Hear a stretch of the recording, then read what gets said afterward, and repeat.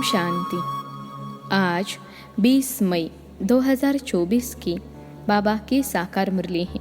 मुरली के महावाक्य हैं, मीठे बच्चे, तुम बाप से भक्ति का फल लेने आए हो। जिन्होंने जास्ती भक्ति की होगी वही ज्ञान में आगे जाएंगे। प्रश्न है, कलयुगी राजय में किन दो चीज़ों की ज़रूरत रहती है जो सतयुगी राजय में नहीं होंगी? उत्तर है, कलयुगी राजय में पहले वजीर और दूसरा गुरु की ज़रूरत रहती है। सतयुग में यह दोनों ही नहीं होंगे। वहाँ किसी की राय लेने की दरकार नहीं, क्योंकि सतयुगी राजय संगम पर बाप की श्रीमत से स्थापन होती हैं। ऐसी श्रीमत मिलती है जो 21 पीढ़ी तक चलती हैं और सब सदगति में हैं, इसलिए गुरु की भी दरकार नहीं है। ओम शांति। ओम शांति का अर्थ क्या है? स्वधर्म में बैठो या अपने को आत्मा समझ बैठो तो शांत में बैठेंगे। इसको कहा जाता है स्वधर्म में बैठना। भगवानुवाच, स्वधर्म में बैठो। अभी तुम्हें बेहद का बाप बेहद की पढ़ाई पढ़ाते हैं, क्योंकि बाप बेहद का सुख देने वाला है। पढ़ाई से सुख मिलता है ना। अब बाप कहते हैं, अपने को आत्मा समझ बैठो। बेहद का बाप आया है तुमको हीरे जैसा बनाने। हीरे जैसे देवी देवता ही होते हैं। वह कब बनते हैं? इतने ऊंच पुरुषोत्तम कैसे बने? यह कोई भी बता न सके सिवाय बाप के। प्रजापिता ब्रह्मा के बच्चे तुम ब्राह्मण ठहरे, फिर तुमको देवता बनना है। ब्राह्मणों की होती है चोटी, तुम शूद्र से ब्राह्मण बने हो। तुम प्रजापिता ब्रह्मा के मुख वंशावली हो, कुख वंशावली तो नहीं हो। कलयुगी सब है कुख वंशावली। साधु संत ऋषि मुनि आदि सब द्वापर से लेकर कुख वंशावली बने हैं। अभी सिर्फ तुम प्रजापिता ब्रह्मा कुमार कुमारिया ही मुख वंशावली बने हो। यह तुम्हारा है सर्वोत्तम कुल, देवताओं से भी उत्तम, क्योंकि तुमको पढ़ाने वाला, मनुष्य से देवता बनाने वाला बाप आया है। बच्चों को बैठ समझाते हैं, क्योंकि भक्ति मार्ग वाले यहाँ आते ही नहीं हैं। यहाँ आते हैं ज्ञान मार्ग वाले। तुम आते हो बेहद के बाप से भक्ति का फल लेने। अब भक्ति का फल कौन लेंगे? जिसने सबसे जास्ती भक्ति की होगी वही पत्थर से पारस बुद्धि बनते हैं। वही आकर ज्ञान लेंगे, क्योंकि भक्ति का फल भगवान को ही आकर देना है। यह अच्छी रीति समझने की बातें हैं। अभी तुम कलयुगी से सतयुगी, विकारी से निर्विकारी बनते हो अथवा पुरुषोत्तम बनते हो। तुम आए हो ऐसा लक्ष्मी नारायण जैसा बनने के लिए। यह भगवान भगवती है तो ज़रूर इन्हों को भगवान ही पढ़ाएंगे। भगवानुवाच, परंतु भगवान किसको कहा जाता है? भगवान तो एक होता है। भगवान कोई सैकड़ों हजारों नहीं होते हैं, मिट्टी पत्थर में नहीं होते हैं। बाप को न जानने कारण भारत कितना कंगाल बन पड़ा है। अब बच्चे जानते हैं, भारत में इनकी यानी लक्ष्मी नारायण की राजधानी थी। इन्हों के बाल बच्चे आदि जो भी थे राजधानी के मालिक थे। तुम यहाँ आए ही हो राजधानी के मालिक बनने लिए। यह अभी तो नहीं है ना। भारत में इन्हों का राज्य था। बच्चों को समझाया जाता है, जब इन देवी देवताओं की राजधानी थी, सूर्यवंशी और चंद्रवंशी थे, तब और कोई धर्म नहीं था। इस समय फिर और सब धर्म है। यह धर्म है नहीं, यह जो फाउंडेशन है जिसको थूर कहा जाता है। इस समय मनुष्य सृष्टि रूपी झाड़ का थूर सारा सड़ गया है, बाकी सब खड़े हैं। अब उन सब की आयु पूरी होती है। यह मनुष्य सृष्टि रूपी वैरायटी झाड़ है। भिन्न नाम रूप देश काल अनेकानेक है ना। कितना बड़ा झाड़ है। बाप समझाते हैं, कल्प कल्प यह झाड़ जड़ जड़ी भूत तमो प्रधान हो जाता है, तब फिर मैं आता हूँ। तुम मुझे पुकारते हो, बाबा आओ, हम पतितों को आकर पावन बनाओ। हे पतित पावन कहते हैं तो निराकार बाप ही याद आता है। साकारी तो कभी याद नहीं आएगा। पतित पावन सद्गति दाता है ही एक। जब सतयुग था तो तुम्हारी सद्गति थी। अभी तुम पुरुषोत्तम संगम युग पर बैठे हो, बाकी और सब कलयुग में है। तुम हो पुरुषोत्तम संगम युग पर। उत्तम ते उत्तम पुरुष व ऊंच ते ऊंच गाया जाता है एक भगवान। ऊंचा तेरा नाम, ऊंचा तेरा धाम। ऊंचे ते ऊंच रहते हैं ना परम धाम में। यह बड़ा सहज समझने का है। सतयुग, त्रेता, द्वापर, कलयुग, फिर है संगम युग। इसका किसको पता नहीं। ड्रामा में यह भक्ति मार्ग भी बना हुआ है। ऐसे नहीं कह सकते कि बाबा फिर यह भक्ति मार्ग क्यों बनाया है। यह तो अनादि है। मैं बैठ तुमको इस ड्रामा का राज समझाता हूँ। मैंने बनाया हो तो फिर कहेंगे कब बनाया। बाप कहते हैं यह अनादि है ही। कब शुरू हुआ यह सवाल नहीं आ सकता। अगर कहेंगे फलाने समय शुरू हुआ तो कहेंगे बंद कब होगा, परंतु नहीं, यह तो चक्र चलता ही रहता है। तुम चित्र भी बनाते हो ब्रह्मा विष्णु शंकर का। यह है देवताएं, त्रिमूर्ति दिखाते हैं। उसमें ऊंचते ऊंच शिव को दिखाते नहीं हैं, उनको अलग कर देते हैं। ब्रह्मा द्वारा स्थापना सो तो अब हो रही है। तुम अपनी राजधानी स्थापन कर रहे हो। राजधानी में तो सब प्रकार के पद होते हैं। प्रेसिडेंट है, प्राइम मिनिस्टर है, चीफ मिनिस्टर है। यह सब होते हैं राय देने वाले। सतयुग में राय देने वाले कोई चाहिए नहीं।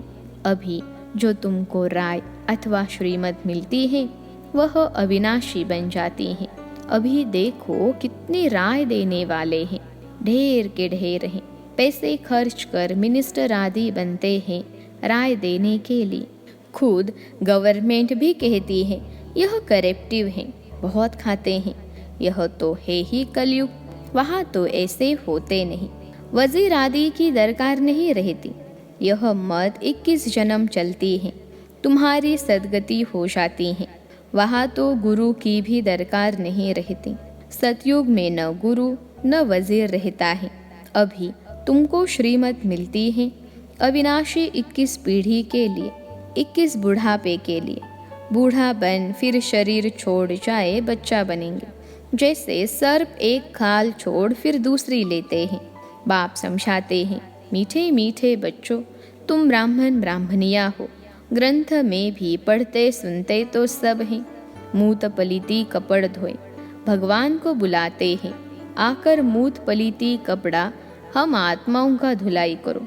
हम सब आत्माओं के बाबा, आकर हमारा कपड़ा साफ करो। शरीर तो नहीं धोना है, आत्माओं को धोना है, क्योंकि आत्मा ही पतित बनी है। पतित आत्माओं को आकर पावन बनाओ। तो बाप बच्चों को समझाते हैं मीठे मीठे बच्चों, मुझे यहाँ आना पड़ता है। मैं ही ज्ञान का सागर हूँ, पवित्रता का सागर हूँ। तुम बेहद के बाप से बेहद का वर्षा लेते हो। हद के बाप से हद का वर्षा मिलता है। हद के वर्षे में दुख बहुत है, इसलिए बाप को याद करते हैं। अथाह दुख है। बाप ने कहा है यह 5 विकारों रूपी रावण तुम्हारा सबसे बड़ा दुश्मन है। यह आदि मध्य अंत दुख देते हैं। हे मीठे बच्चों, अगर इस जन्म में ब्राह्मण बनकर काम पर जीत पहनी तो जगत जीत बनेंगे। तुम पवित्रता धारण करते हो देवता बनने के लिए। तुम आए हो आदि सनातन देवी देवता धर्म की स्थापना करने। यह है पुरुषोत्तम संगम युग। इसमें पुरुषार्थ कर पावन बनना है। कल्प पहले जितने पावन बने थे सूर्यवंशी चंद्रवंशी घराने के, वह जरूर बनेंगे। टाइम तो लगता है ना। बाप युक्ति बहुत सहज बताते हैं। अब बाप के बच्चे तो बने हो, यहाँ तुम किसके पास आए हो? वह तो है निराकार। उसने इस शरीर का लोन लिया है। वह खुद बताते हैं यह है बहुत जन्मों के अंत के भी अंत का जन्म। तो यह हुआ सबसे शास्त्री पुराना तन।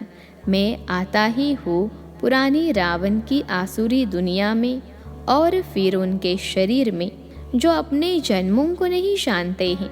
यह है बहुत जन्मों के अंत का जन्म, जबकि इनकी वानप्रस्थ अवस्था है, तब मैं प्रवेश करता हूँ। गुरु भी हमेशा वानप्रस्थ अवस्था में किया जाता है। कहते हैं ना, 60 तो लगी लाठ। घर में रहेंगे तो बच्चों की लाठ लगेगी, इसलिए भागो घर से। बच्चे ऐसे होते हैं जो बाप को लाठी मारने में भी देरी नहीं करते हैं। कहेंगे कहाँ मरे तो धन हमको मिले। वानप्रस्थियों के बहुत सत्संग होते हैं, तुम जानते हो। सर्व का सद्गति दाता एक है, वह संगम युग पर ही आते हैं। सतयुग में जब तुम सद्गति पाते हो तो बाकी सब शांति धाम में रहते हैं। इसको कहा जाता है सर्व की सद्गति। बाप के सिवाय और तो कोई भी सद्गति दाता हो नहीं सकता। न किसको श्री कह सकते हैं, न श्री श्री। श्री अर्थात श्रेष्ठ होते हैं देवता। श्री लक्ष्मी, श्री नारायण उनको कहा जाता है। उन्हों को बनाने वाला कौन? श्री श्री शिव बाबा को ही कहना चाहिए। तो बाप भूले सिद्ध कर बताते हैं। तुमने इतने गुरु किए, फिर भी ऐसा ही होगा। तुम फिर वही गुरु आदि करेंगे, चक्र फिर वही रिपीट होगा। जब तुम स्वर्ग में रहते हो तो वहाँ हो सुख धाम में। पवित्रता, सुख, शांति सब वहाँ है। वहाँ झगड़ा आदि होता नहीं। बाकी इतने सब शांति धाम में चले जाते हैं। भल सतयुग को लाखों वर्ष कह देते हैं। बाप कहते हैं लाखों वर्ष की बात है ही नहीं, यह तो 5000 वर्ष की बात है। कहते भी है मनुष्य के 84 जन्म। दिन प्रतिदिन सीढ़ी नीचे उतरते तमो प्रधान बनते जाते हैं। तो बाप समझाते हैं यह भी ड्रामा बना हुआ है। एक्टर्स होकर ड्रामा के क्रिएटर, डायरेक्टर, मुख्य एक्टर को न जाने तो क्या कहेंगे। बाप कहते हैं इस बेहद के ड्रामा को कोई भी मनुष्य मात्र नहीं जानते हैं। यह बाप आकर समझाते हैं। कहते भी है शरीर लेकर पाठ बजाते हैं तो नाटक हुआ ना। नाटक के मुख्य एक्टर्स कौन हैं, कोई बता नहीं सकेंगे। अभी तुम बच्चे जानते हो यह बेहद का ड्रामा कैसे जू मिसल चलता है, टिक टिक होती रहती है। मुख्य है ऊंचते ऊंच बाबा, जो आकर समझाते भी है और सर्व की सद्गति भी करते हैं। सतयुग में दूसरे कोई होते नहीं, बहुत थोड़े हैं। वह थोड़े जो होंगे उन्होंने सबसे शास्त्री भक्ति की होगी।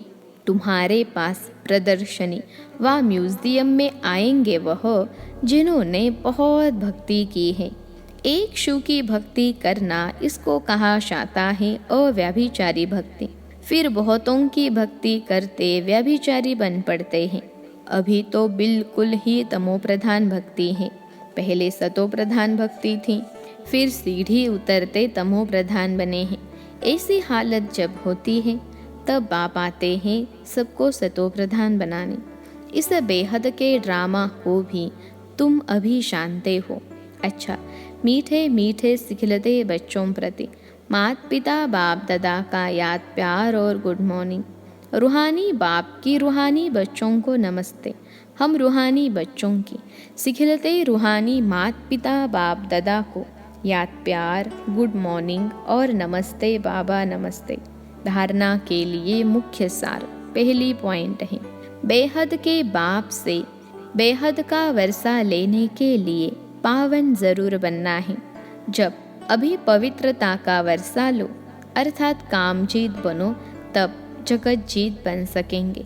दूसरी पॉइंट है, बेहद बाप से पढ़ाई पढ़कर स्वयं को कौड़ी से हीरे जैसा बनाना है। बेहद का सुख लेना है, नशा रहे। मनुष्य से देवता बनाने वाला बाप अभी हमारे सम्मुख है। अभी है हमारा यह पुरुषोत्तम ब्राह्मण कुल। आज का वरदान है, ज्ञान संपन्न दाता बन, सर्व आत्माओं के प्रति शुभ चिंतक बनने वाले श्रेष्ठ सेवाधारी भव। ज्ञान संपन्न दाता बन, सर्व आत्माओं के प्रति शुभ चिंतक बनने वाले श्रेष्ठ सेवाधारी भव। विश्लेषण है, शुभ चिंतक बनने का विशेष आधार शुभ चिंतन है। जो व्यर्थ चिंतन व परचिंतन करते हैं वह शुभ चिंतक नहीं बन सकते। शुभ चिंतक मनियों के पास शुभ चिंतन का शक्तिशाली खजाना सदा भरपूर होगा। भरपूरता के कारण ही औरों के प्रति शुभ चिंतक बन सकते हैं। शुभ चिंतक अर्थात सर्व ज्ञान रत्नों से भरपूर ऐसे ज्ञान संपन्न दाता ही चलते फिरते हर एक की सेवा करते श्रेष्ठ सेवाधारी बन जाते हैं। आज का स्लोगन है, विश्व राज्य अधिकारी बनना है तो विश्व परिवर्तन के कार्य में निमित्त बनो। विश्व राज्य अधिकारी बनना है तो विश्व परिवर्तन के कार्य में निमित्त बनो। अच्छा, ओम शांति।